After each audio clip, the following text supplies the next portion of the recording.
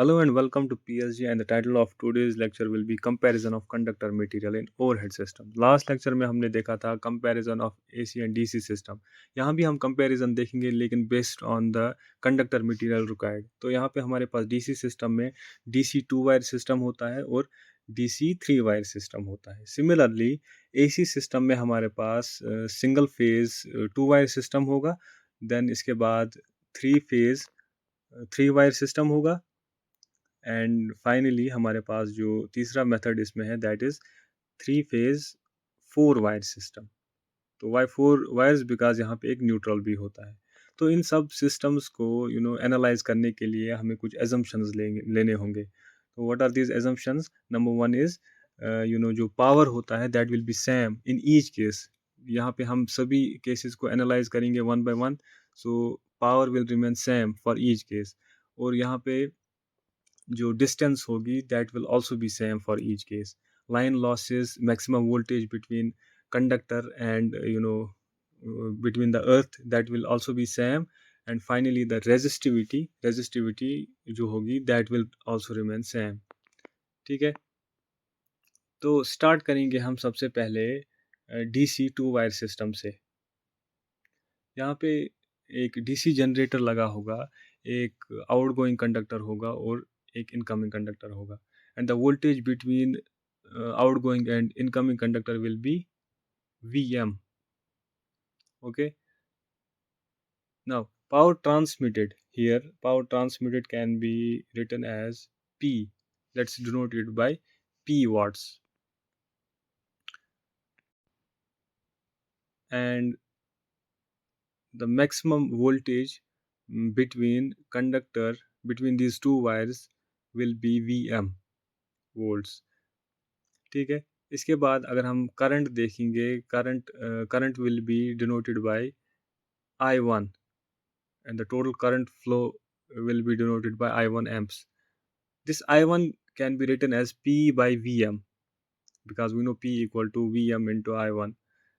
ठीक है यहाँ तक. देन अगर हम रेजिस्टिविटी देखेंगे for each conductor that is denoted by R1 and will be equal to rho L by A, where rho is the resistivity, A1 is the area of cross section of the conductor. ठीक है, then इसके बाद R1 हमने निकाला, I1 निकाला, we can calculate the losses because losses is equal to I square R. तो यहाँ पे हम losses निकाल सकते हैं. Losses in the line will be equal to 2 times, because यहाँ दो conductors है, I1 square into R1, which will be equal to 2 times I1 को वैल्यू मैंने ऊपर निकाला हुआ है, I1 is equal to P by Vm. I have to just substitute the value here, that is P by Vm whole square into R1. What is the value of R1? It is rho L divided by A.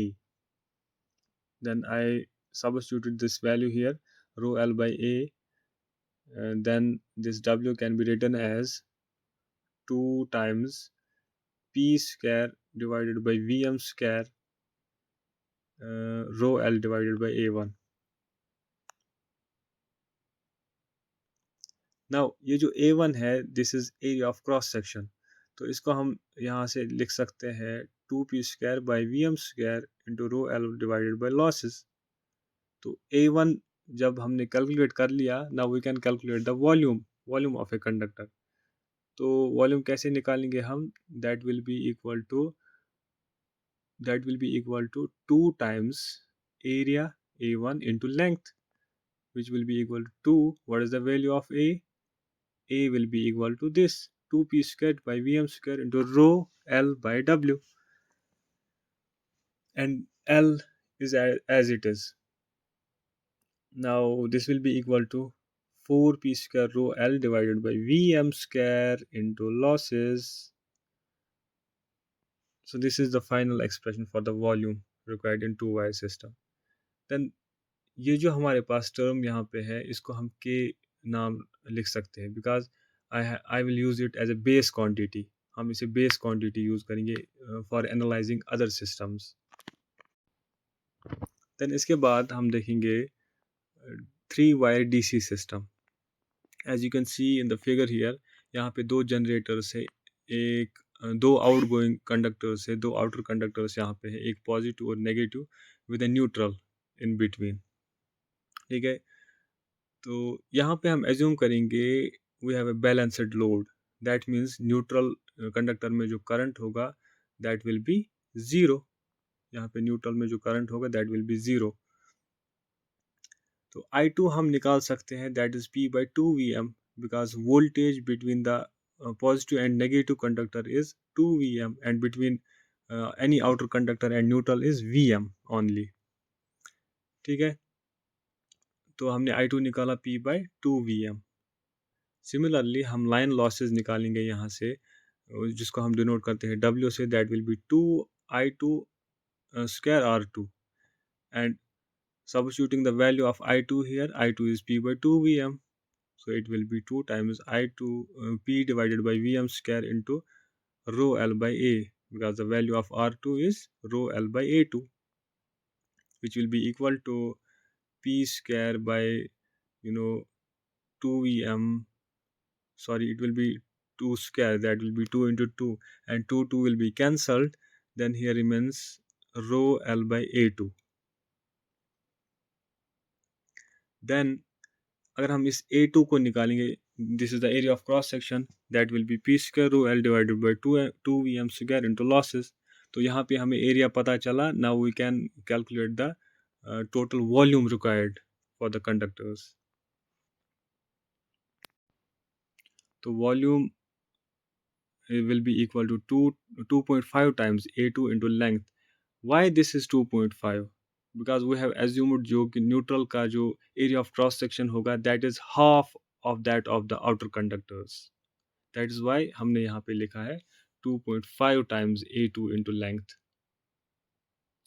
So this volume can be calculated as 2.5 into A2 into length। What is the value of A2? A2 I have calculated here। यहाँ पे हमने A2 निकाला हुआ है पहले ही, that is P square rho L divided by 2 Vm square into losses. इसको यहाँ पे डायरेक्टली सब्स्टिट्यूट करेंगे into length, then volume can be written as 2.5 times P square rho L divided by, it will be L square divided by 2 Vm square into losses। now अगर आप यहाँ पे इस term को देखोगे, इसको हमने पहले ही निकाला हुआ है, जिसका नाम हमने K रखा था लास्ट स्लाइड में इन DC2 वायर सिस्टम।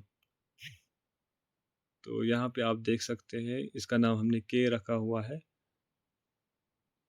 तो यहाँ पे भी हम इसका नाम K ही रखेंगे।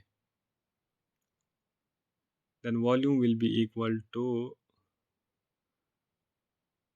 we can directly write it as, after calculations we can directly write it as 5 by 16th of K, that means 5 by 16 times K। so what does this equation tells us?